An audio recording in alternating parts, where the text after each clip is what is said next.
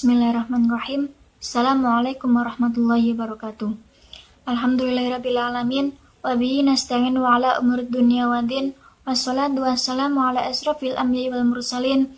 Sayyidina wa maulana Muhammadin wa ala alihi wa sahbihi ajmain amma ba'du. Yang terhormat kepada Bapak Ridho Riyadi MPDI selaku dosen pengampu mata kuliah Filsafat Islam, dan tidak ketinggalan pula kepada teman-teman sekalian yang kami banggakan. Pertama-tama marilah kita panjatkan puji syukur kehadirat Allah Subhanahu wa taala, yang mana Allah telah melimpahkan kenikmatan kepada kita semua sehingga kita bisa melaksanakan kuliah via online tanpa ada suatu halangan apapun. Biqaulina alhamdulillah. Kedua kalinya, salawat ma'asalamnya Allah semoga tetap tercurahkan kepada junjungan kita Habibana wa Nabiyana Muhammad sallallahu alaihi wasallam, yang mana beliau telah berjanji akan memberikan syafaatnya kelak di yaumil qiyamah. Semoga kita semua termasuk golongan yang akan diberikan syafaat dari beliau. Amin amin ya rabbal alamin. Langsung saja kami dari kelompok 11 akan mempresentasikan makalah kami yang berjudul Sejarah Ibnu Bajjah dan Pemikiran Filsafatnya. Namun sebelum itu, perkenalkan, saya Bil Walida dengan NIM 2119188, materi 1, dan selanjutnya Norvina Solawati dengan NIM 2119016, materi 2, yang ketiga Muhammad Izzuddin dengan NIM 2119355. Langsung saja yang pertama yaitu biografi Ibnu Bajjah. Ibnu Bajjah dilahirkan di Saragossa pada abad ke-11 Masehi. Tahun kelahirannya yang pasti tidak diketahui. Demikian pula masa kecil dan masa mudanya.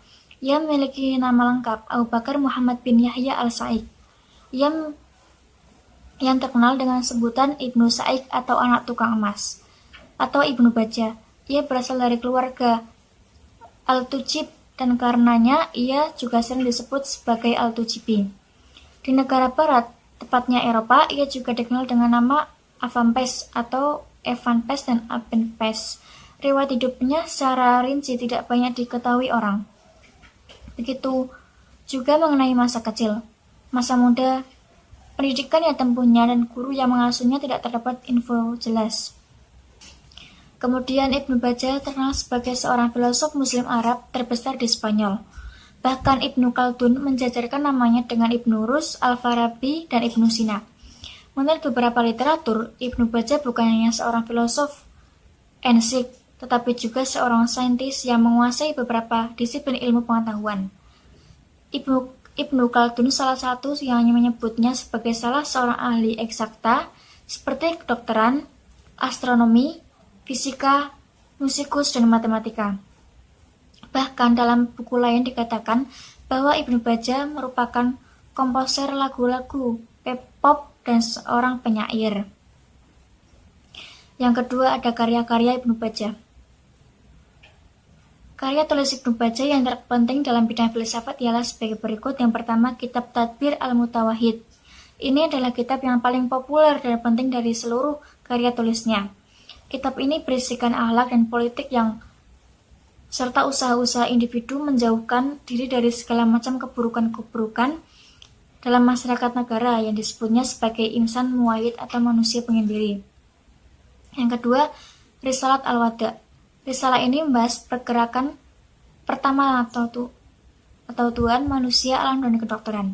Yang ketiga, Risalat Al-Ittisal. Risalah ini menguraikan tentang hubungan manusia dengan akal fa'al. Yang keempat, Kitab Al-Nafas. Kitab ini menjelaskan tentang jiwa. Jadi, terdapat 4 karya Ibnu Bajjah yang terpenting dalam bidang filsafat. Akan tetapi, isi dari karya-karya filsafat Ibnu Bajjah tidaklah matang dan kurang sempurna. Materi selanjutnya yang ketiga melalui pemikiran filsafat Ibnu Bajjah. Ibnu Bajjah membagi pemikiran filsafatnya menjadi 8. Yang pertama mengenai metafisika atau ketuhanan. Menurut Ibnu Bajjah, bahwa segala sesuatu yang mewujud itu dibagi menjadi 2, yang bergerak dan yang tidak bergerak. Yang bergerak berupa materi yang sifatnya terbatas, bergerak dengan gerakan yang bersifat azali, sebab penggerak itu dari kekuatan yang tidak terbatas atau wujud, bisa disebut dengan akal. Yang kedua, yang tidak bergerak. Yang tidak bergerak itu berupa sesuatu yang menggerakkan alam dan ia sendiri tidak bergerak, bisa disebut sebagai sang pencipta. Pemikiran filsafat Ibnu Bajjah yang kedua yaitu mengenai materi dan bentuk. Materi tidak bisa bereksistensi tanpa adanya bentuk, sedangkan bentuk bisa bereksistensi tanpa adanya materi. Pemikiran filsafat yang ketiga yaitu jiwa. Menurut Ibnu Bajjah, bahwa setiap orang pasti memiliki jiwa, entah itu terdiri dari unsur rohani maupun dari jasmani. Jiwa itu tidak bisa berkurang ataupun hilang. Pemikiran filsafat yang keempat yaitu tentang akal atau makrifat, bisa disebut juga sebagai pengetahuan. Ibnu Bajjah membagi pengetahuan menjadi dua macam. Pertama adalah pengetahuan teoritis dan pengetahuan praktis. Pengetahuan teoritis adalah pengetahuan yang diperoleh melalui pemahaman terhadap sesuatu yang bersifat konkret atau abstrak. Kedua adalah pengetahuan praktis. Pengetahuan praktis adalah pengetahuan yang diperoleh melalui unsur eksperimen atau percobaan, sehingga menghasilkan suatu ilmu pengetahuan. Menurut Ibnu Bajjah, bahwa seseorang bisa mencapai tingkat makrifat hanya melalui akal. Selanjutnya, pemikiran filsafat yang kelima yaitu mengenai akhlak. Menurut Ibnu Bajjah, akhlak itu dibagi menjadi dua macam. Pertama, akhlak yang berasal dari naluri seorang manusia, dan yang kedua adalah akhlak yang berasal dari pemikiran seorang manusia atau biasa disebut dengan perbuatan-perbuatan manusia. Selanjutnya, pemikiran filsafat yang keenam yaitu mengenai politik atau teori pemerintahan. Ibnu Bajjah membagi teori pemerintahan ini menjadi dua bagian. Pertama yaitu mengenai negara yang sempurna dan negara yang tidak sempurna, atau biasa disebut dengan negara jahiliyah atau negara fasiqoh. Nah, titik tekan di dalam sistem pemerintahan dari Ibnu Bajjah ini menekankan pada masyarakat atau warga negara. Sedangkan pemerintahan yang ditekankan oleh Al-Farabi yaitu pada kepala pemerintahan. Selanjutnya, pemikiran filsafat yang ketujuh yaitu mengenai manusia penyendiri atau uzlah. Ibnu Bajjah mengeluarkan istilah mutawahhid. Mutawahhid itu secara bahasa artinya menyendiri. Mutawahhid itu maksudnya seorang masyarakat atau seseorang yang selalu berada di tengah masyarakat. Walaupun seseorang masyarakat itu bobrok dalam hal apapun. Nah, seorang yang mutawahhid memiliki ciri-ciri. Pertama, dia lebih senang berteman dengan orang-orang yang ahli ilmu, kemudian zuhud, kemudian orangnya membutuhkan segala sesuatu yang sesuai kebutuhannya saja. Lalu, pemikiran filsafat yang ke-8 yaitu mengenai teori itisal yang berhubungan dengan pengetahuan intelektual dan kontak dengan Tuhan.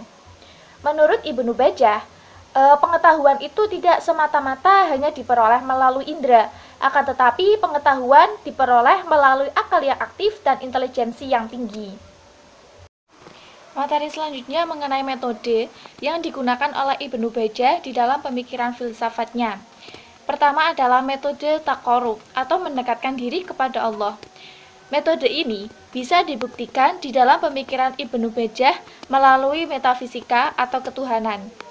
Di dalam metafisika, seseorang tersebut melibatkan hatinya untuk selalu mengingat Allah, agar hatinya itu selalu suci dan terhindar dari hal-hal atau pemikiran-pemikiran yang negatif.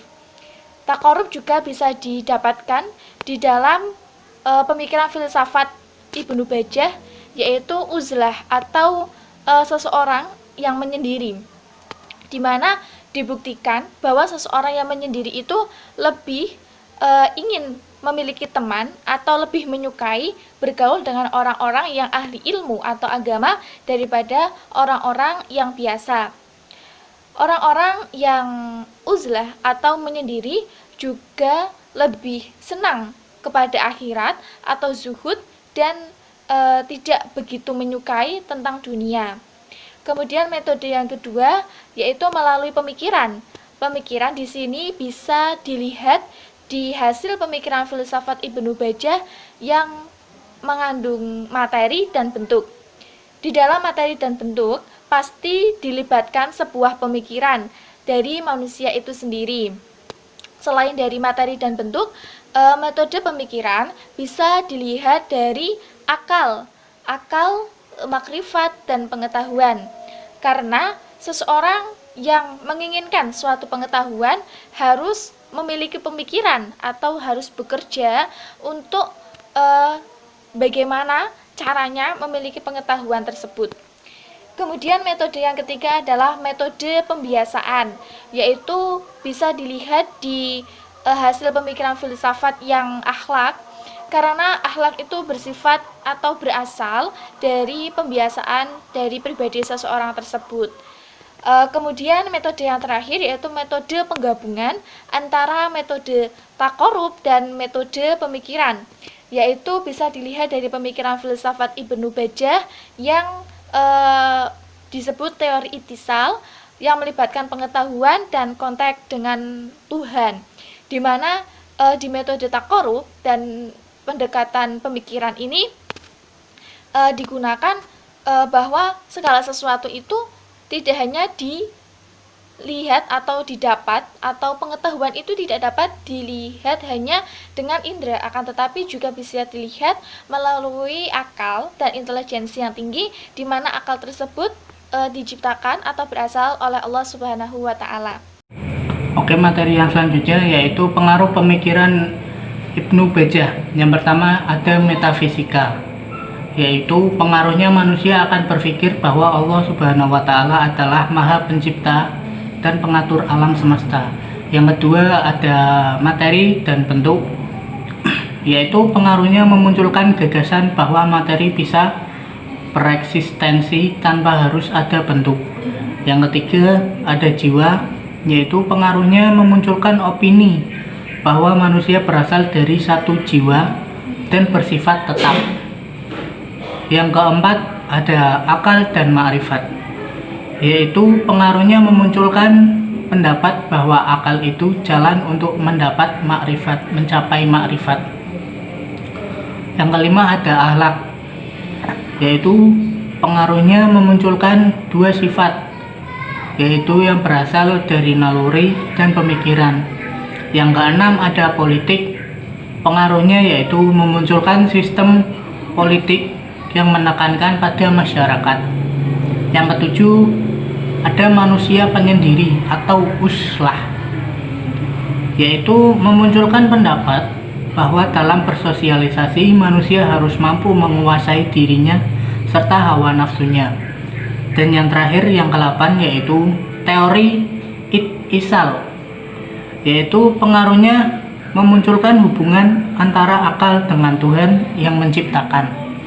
Ya, sekian dari kelompok kami. Apabila ada kesalahan, mohon maaf yang sebesar-besarnya. Billahi taufiq wal hidayah. Wassalamualaikum warahmatullahi wabarakatuh.